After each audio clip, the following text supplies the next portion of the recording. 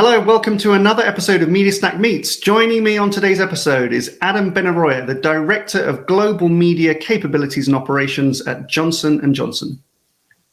Hi, Tom. Looking forward to being here. Hi, guys. Hello, gentlemen. Where are you? There you are. Welcome to Media Snack Meets, where we get to meet the individuals and organizations doing great work to inspire success and drive change through the global media and marketing industry. Because the best are short on time, we ask just 6 questions in 15 minutes. We get to learn what is behind the success, what it takes to make change in the industry, and what the rest of us can learn from that experience. Please subscribe to get alerts of all upcoming guest episodes. Hey, Adam. Hi, Tom. How are you doing? Good. Really good to see you. Thank you so much for joining us. Of course. You too. So, as loyal viewers of Media Snack Meets know, we ask you 6 questions in 15 minutes or less. And I'm looking forward to doing this. So I really appreciate you taking the time. So let's just kick straight off into question 1. So for those who don't know you, just a little explanation of your role now, because you've been at J&J over a year, I think now, or coming up to a year. And something in your career, either at J&J and what you've achieved in the last year or previously that you're most proud of. Yeah, it's add a little color to your intro. I've been for, just actually under a year. I'll be a year in August, and I lead the Global Media Capabilities and Operations Group, which is part of a larger consumer experience organization across all facets of that experience. And kind of the 2 big categories that the team is responsible for. One is a bit of the legacy of the team, before I came in, around our overall global media partnerships. So your obvious partners like Google and Amazon, Trade Desk, Meta, those key global relationships are managed by my team, as well as the global agency relationship. We partner closely with IPG and J3 within the group. And then the second category, which is a bit of the newer remit from the team and part of the rationale for the investment in this new team over the last year, has been to build us up as more of a centralized center of excellence. So we have specialist leads for programmatic, search, social, commerce, media, brand safety, who are really, as a team, we're now able to partner in a much more specialized fashion with our regions and with our local brands to build out those programs and those respective capabilities, and overall best practice. So what I'm most proud of, I'll kind of just base it off of my latest experience. Just having the opportunity to build out this new team. We're all here now, actually, within the last week or so. So it's an exciting time for us, and going into for those on the who are watching who haven't seen that Johnson & Johnson is separating in the next year and a half into 2 separate companies. Not just building this team, but building it in the future of what consumer health as a separate organization for Johnson & Johnson will mean. So it's just a lot of opportunity to build that new vision together. That's really good. Yeah, I know there's a lot going on within the company, and it's nice to hear a director of media capabilities say that they've got the capabilities. A lot of people have still got a lot of gaps in the capabilities. So I really like your story. Well, at IDComms, as you know, we've got a lot of Hartford Johnson Johnson. We were involved in the pitch. I think it's 2016, was it? I think that resulted in the J3 IPG relationship there. So I'm always very pleased to see how that's evolved as well. So that's good. Good. Thank you for that. So you've been in media a little while. So question number 2 is what for you is the best thing or things about working in media? Because you get a very broad perspective from your position now, looking at both capabilities and the operations. Yeah, I think a little bit of my background, I started off agency side leading an analytics group. Prior to Johnson & Johnson, I spent a phase of my career with HP, as HP actually was splitting into 2 organizations, and you had the B2B tech experience now, more firmly in consumer. And I think what I've loved about that spectrum, all within some facet of media, is just, and maybe a bit of a cliche, but it's just such a dynamic atmosphere of what is an ever-changing landscape of capabilities, and being able to experience it from different vantage points across different industries, different functions, is just it's always an exciting place to be, working with smart people, tackling the new challenges that come up with as new capabilities are built. And obviously a bit now it's around privacy and consumer perception and the implications for the industry off of that. But I think there's no loss for interesting areas to explore, and just working with diverse perspectives of where we want to take this industry across agencies, marketers, publishers, tech, etc. Yeah. I mean, we observe, as you probably know, on MediaSnack, we observe a lot that the role of the media director has changed over the years, and touching so many parts of the organization. I mean, there's a risk you can kind of get spread a bit thin. So it's tricky sometimes in those roles, isn't it, to really keep the focus and just keep the momentum of media, because there's so much to keep on top of all the time. No, I mean, absolutely. It's probably a conversation we have to some level every day of, we have too many, there's too many options for priorities that we could focus our time on, and how can we be really purposeful on which ones we need to get done now? Because otherwise, to your point, it very easily can get spread too thin and dilute whatever impact we're able to drive. Yeah, exactly.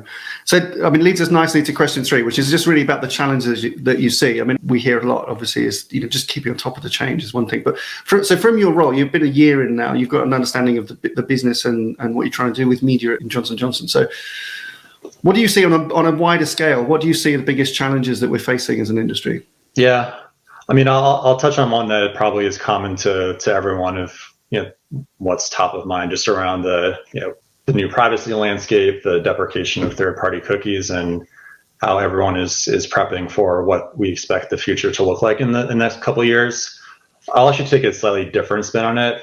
Obviously that topic itself is a priority for us, as it is for everyone, and we have a pretty, and that coming into the role, obviously a lot of this had been built out by the legacy team, and a really deep roadmap on how we're testing new ID solutions, how we're building deeper retail and second party relationships, and obviously how we're thinking about our direct customer and consumer engagement, and building our own opportunities for first party data, first party relationships, and that's all clearly important. But my concern and question for the industry is, it feels like sometimes we're so focused on how can we rebuild what we've had in the past, and as opposed to focusing a bit more on what got us here and what do we have the opportunity to really start from scratch. And of course, I think there's a role for these new ID solutions in the future, but are they going, my question always is, are they going to be a year, 5 years, 10 years down the line, something that the consumers think is an improvement, from a privacy standpoint? Is it improving their overall experience? And even from a, creative format standpoint, can we spend more time as a media industry on what are those new formats that are actually going to improve the advertising experience? And I would love to use this opportunity to kind of start some things from scratch versus trying to fix and carry over what we've had in the past. And I don't feel like that is as much of a conversation right now as it is just figuring out what those replacement opportunities are going to be. And like I said, it's not an either or, but I just would like to see that a bit more at the forefront of the conversation. Yeah, I love that. And you're giving us a good topic for a future media snack as well, though, because that's lots of discussion that we've been having, just concerns that you move from one challenge to the next. So it's a solution, but just a bit of a fix, really, rather than us as an industry really tackling the bigger question, which is what's the right thing to do. Very good. So on to next. So I'm always fascinated by this question. Leadership advice. So it's typically something that either that somebody said to you or shared with you over the years that you just, keep in mind, or something to which, you give to your teams that you think is really helpful. Yeah, I think of one that was very early on in my career from a manager during a performance conversation, and he said something to the effect of, at some point you need to think about not just how you're improving or fixing your supposed weaknesses, but really maximizing the impact of your strengths. And for me personally, like some of the feedback I got very early on in my career was, as a self-proclaimed introvert, oftentimes the feedback was where I needed to speak up more or be more present in conversations. And obviously I've taken that to heart and figured out how to get more comfortable to, have that mindset coming into, larger conversations. But at the same time, I think what I've taken, from that piece of feedback, what I've really taken from that is focusing on the positives of what, that predisposition can bring to a team, to an organization. And, obviously, thinking about just active listening and, hearing and consolidating ideas and focusing more on one-on-one or, written communications as a follow-up. So for me, that, that was a helpful reframe on, of course, you want to, make sure that, feel like you're making progress on your shortcomings, but finding opportunities that can really maximize what you're just naturally good at. Yeah. So, for me, and something that I, obviously like to talk to my team about is, just using that mindset to restate, what you are individually able to bring without, harping too much on what, maybe will always be a, preconceived weakness of yours. Yeah, I think that's so good. And if you don't mind, I'll build on that, because I say the same thing to teams as well. Is self-awareness is really, really helpful. I say to my kids, and that's not an egotistical thing. It's just exactly as you described. It's just really understanding what you're good at and acknowledging that not everybody's good at the same things. Right. And then as you build teams, you need a good complement. And as a self-proclaimed introvert as well, you need introverts in your business, people that can listen, really listen, and not just say things. So good. I love that. Thank you. Yeah.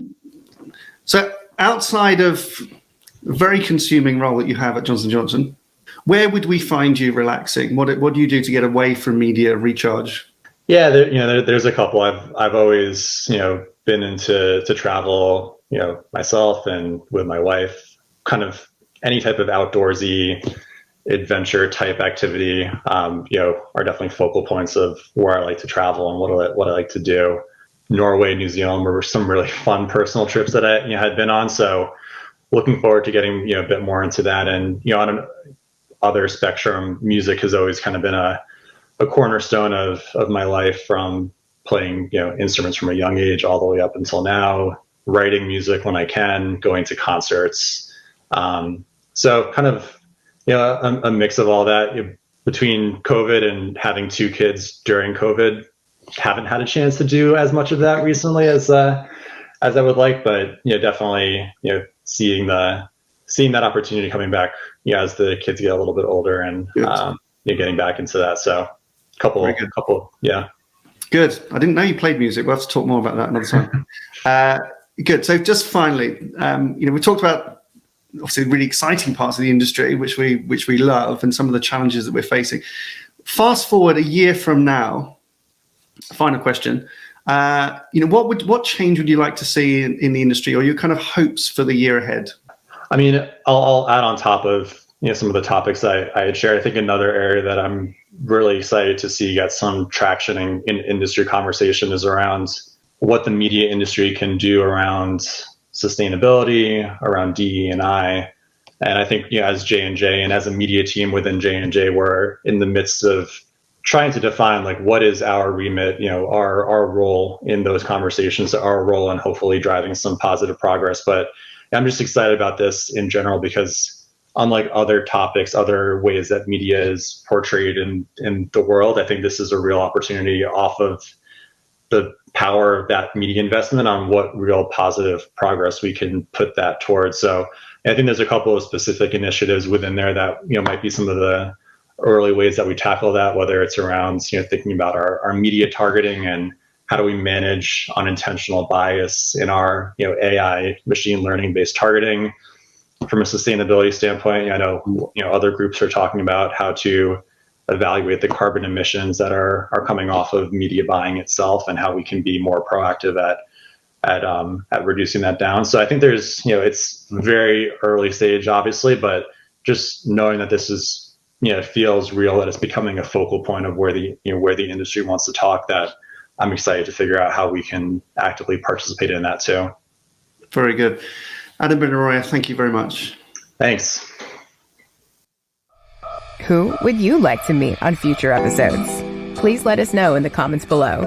Subscribe to the Media Snack channel, where you will also find previous guests, including leading marketing executives from companies like P&G, Uber, LVMH, Mars, IKEA, and many more. Plus, some of the industry's most provocative thought leaders, such as Belinda Smith, Sir Martin Sorrell, Wendy Clark, Gary Vaynerchuk, and Professor Mark Ritson. You can also get alerts to hear about upcoming new guests. If you liked this episode and think someone else would, then please share it. Thanks so much for watching. See you next time.